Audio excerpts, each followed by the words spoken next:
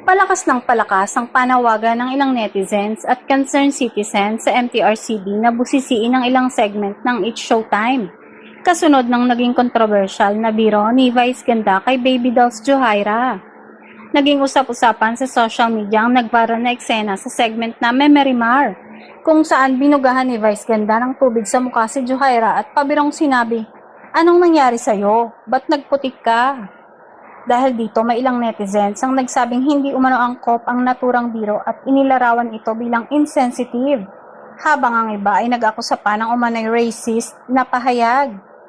Marami sa mga nagbigay ng reaksyon ang nagpahayag ng pagkadismaya at nagsabing tila naging panlalait umano ito sa kulay ng balat ng dancer. Dahil dito, muling nabuhay sa social media ang ilan sa mga nakaraang kontrobersyang kinasangkutan ni Vice Ganda. Kabilang ang mga isyong may kaugnayan sa body shaming at iba pang biro na naging paksari noon ng batikos. May ilan ding netizens ang nanawagan sa MTRCB na suriin ang naturang segment. Ayon sa kanila, mahalagang matiyak na ang mga palabas sa telebisyon ay nananatiling naaayon sa pamantayan ng responsableng pagbabalita at pagpapatawa, lalo na't napapanood ito ng iba't ibang edad. Sa kabilang banda, marami rin ang agad na dumepensa kay Vice Ganda. Ayon sa kanyang mga taga-suporta, bahagi lamang ng isang scripted comedy skit ang naturang eksena at wala umanong intensyon ng komedyante na mang-insulto o manlait.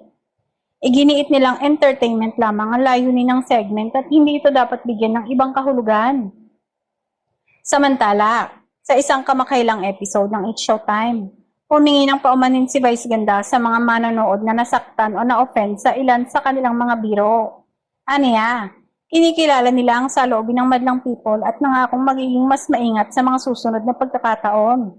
Sa oras ng pagsulat, wala pang opisyal na pahayag ang MTRCB kung magsasagawa ito ng anumang aksyon kaugnay sa issue.